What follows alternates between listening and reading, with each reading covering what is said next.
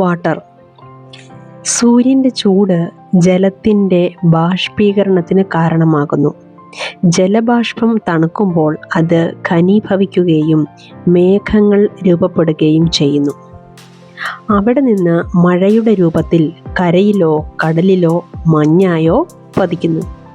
ജലത്തിൻ്റെ രൂപം നിരന്തരം മാറിക്കൊണ്ട് സമുദ്രങ്ങൾ, അന്തരീക്ഷം, മണ്ണ് തുടങ്ങിയവയിലൂടെ സർക്കുലേറ്റ് ചെയ്യുന്നതിനെയാണ് ജലചക്രം അഥവാ വാട്ടർ സൈക്കിൾ എന്ന് പറയുന്നത്. നമ്മുടെ ഭൂമി ഒരു ടെറേറിയം പോലെയാണ്. സ്മോൾ ഹൗസ് പ്ലാന്റ്സിനെ സൂക്ഷിക്കുന്നതിനുള്ള കൃത്രിമ വലയത്തെയാണ് ടെറേറിയം എന്ന് പറയുന്നത്. ശുദ്ധജലത്തിൻ്റെ പ്രധാന സ്രോതസ്സുകൾ നദികൾ, കുളങ്ങൾ, നീർച്ചാലുകൾ, ഹിമാനികൾ തുടങ്ങിയവയാണ്. സമുദ്രങ്ങളിലും കടലിലും കാണുന്നത് ഉപ്പുവെള്ളമാണെന്ന് നമുക്കറിയാം. സലൈനിറ്റി എന്താണെന്ന് നോക്കിയാൽ 1000 ഗ്രാം വാട്ടറിൽ അടങ്ങിയ ഉപ്പിൻ്റെ ഗ്രാം അളവിനെയാണ് സലൈനിറ്റി എന്ന് പറയുന്നത്.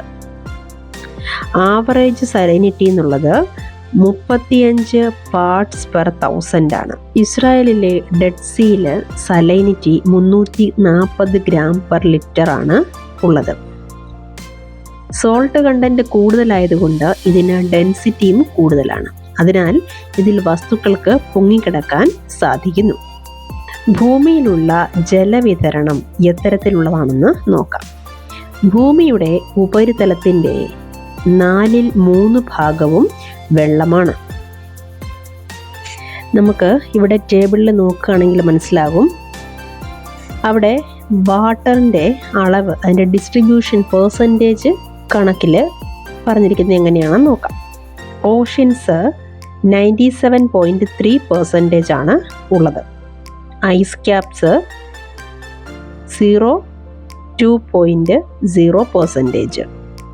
Ground water 0.68%. Fresh water lakes 0.009%. Inland seas and salt lakes 0.009%. അറ്റ്മോസ്ഫിയറിൽ 0.0019%. റിവേഴ്സ് എന്നുള്ളത് 0.0001% ആണ് ഉള്ളത്. അതിൽ ഓഷ്യൻസിലുള്ളത് സലൈൻ വാട്ടറും ബാക്കിയെല്ലാം വരുന്നത് ഫ്രഷ് വാട്ടറിലും പെടുന്നതാണ്. ഇങ്ങനെ മൊത്തത്തിലാണ് 100% നമ്മുടെ എർത്തിൻ്റെ സർഫസിൽ വാട്ടറിൻ്റെ ഡിസ്ട്രിബ്യൂഷൻ കാണുന്നത്. നമ്മുടെ അതിജീവനത്തിന് ജലം വളരെ അത്യന്താപേക്ഷിതമാണെന്ന് നമുക്കറിയാം. ഇനിയും മൂവ്മെൻറ്റ്സ് ഏതൊക്കെ തരത്തിലുള്ളതാണെന്ന് നോക്കാം. മൂവ്മെൻറ്റ്സ് എന്ന് പറയുമ്പോൾ തടാകങ്ങളിലെയും കുളങ്ങളിലെയും ഒക്കെ ജലം ശാന്തമായതാണ്. അതിന് മൂവ്മെൻറ്റ്സ് ഒന്നും ഇല്ല. അതിൽ നിന്നൊക്കെ വ്യത്യസ്തമായിട്ട് സമുദ്രജലം തുടർച്ചയായിട്ട് നീങ്ങിക്കൊണ്ടിരിക്കുകയാണ്. ഈ സമുദ്രങ്ങളിൽ സംഭവിക്കുന്ന ചലനങ്ങൾ 3 തരത്തിലാണ് നമുക്ക് പറയാം. 1 തിരമാലകൾ, വേവ്സ്. 2 ടൈഡ്സ്. 3 പ്രവാഹങ്ങൾ അഥവാ ഓഷ്യൻ കറൻസ് എന്ന് പറയും. ഇനി നമുക്ക് വേവ്സ് എന്താണെന്ന് നോക്കുകയാണെങ്കിൽ സമുദ്രത്തിൻ്റെ ഉപരിതലത്തിൽ, സർഫസിൽ ജലം നിരന്തരം ഉയരുകയും താഴുകയും ചെയ്യുന്നുണ്ട്. അതിനെയാണ് തിരമാലകൾ, വേവ്സ് എന്ന് നമ്മൾ വിളിക്കുന്നത്. ഭൂകമ്പം, അഗ്നിപർവ്വത സ്ഫോടനം അല്ലെങ്കിൽ വെള്ളത്തിനടിയിലെ മണ്ണിടിച്ചിലുകൾ തുടങ്ങിയവ സമുദ്രജലത്തിൻ്റെ അളവിൽ വലിയ മാറ്റം വരുത്തുന്നു. ഇത് സുനാമി എന്നറിയപ്പെടുന്ന വലിയ വേലിയേറ്റം രൂപപ്പെടാൻ കാരണമാകുന്നു. 2004 ഇന്ത്യയിലുണ്ടായ സുനാമി നമുക്ക് ഇതിന് ഉദാഹരണമായിട്ട് എടുക്കാം. അടുത്തത് ടൈഡ്സ് ആണ്, വേലിയേറ്റങ്ങളും ഇറക്കങ്ങളും. സമുദ്രജലത്തിൻ്റെ താളാത്മകമായ ഒരു ഉയർച്ചയും താഴ്ചയും ഒക്കെ ഉണ്ടാകുന്നതിനെയാണ് വേലിയേറ്റം എന്ന് പറയുന്നത്. ഇനി വേലിയേറ്റങ്ങളെ കുറിച്ചിട്ട് വിശദമായി നോക്കുകയാണെങ്കിൽ സൂര്യനും ചന്ദ്രനും ഗുരുത്വാകർഷണ ബലം ശക്തമായി ഭൂമിയിൽ പ്രയോഗിക്കുമ്പോഴാണ് ഭൂമിയുടെ ഉപരിതലത്തിൽ വേലിയേറ്റങ്ങൾ ഉണ്ടാകുന്നത്. ചന്ദ്രനോട് അടുത്ത ഭൂമിയിലെ ജലം ചന്ദ്രന്റെ ഗുരുത്വാകർഷണ ബലത്തിന്റെ സ്വാധീനത്താൽ വലിച്ചെടുക്കപ്പെടുകയും ഇത് ശക്തമായ വേലിയേറ്റത്തിന് കാരണമാവുകയും ചെയ്യുന്നു. വേലിയേറ്റങ്ങൾ 2 തരത്തിലാണ് ഉള്ളത്. ഒന്ന് സ്പ്രിംഗ് ടൈഡുകളും 2 നേപ് ടൈഡുകളും. ഫുൾ മൂണും ന്യൂ മൂണ് സമയങ്ങളിൽ ഭൂമി, ചന്ദ്രൻ, സൂര്യൻ തുടങ്ങിയവ ഒരേ വരിയിൽ വരികയും ശക്തമായ വേലിയേറ്റങ്ങൾ ഉണ്ടാവുകയും ചെയ്യുന്നു. ഇതിനെയാണ് സ്പ്രിംഗ് ടൈഡ്സ് എന്ന് പറയുന്നത്.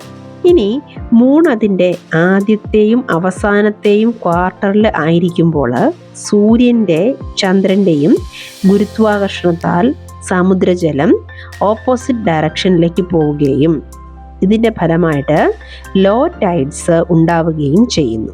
ഇതാണ് നീപ് ടൈഡ്സ് എന്ന് പറയുന്നത്. ഹൈ ടൈഡ്സ് കപ്പൽ യാത്രയ്ക്ക് വളരെ അനുയോജ്യമായൊരു സമയമാണ്.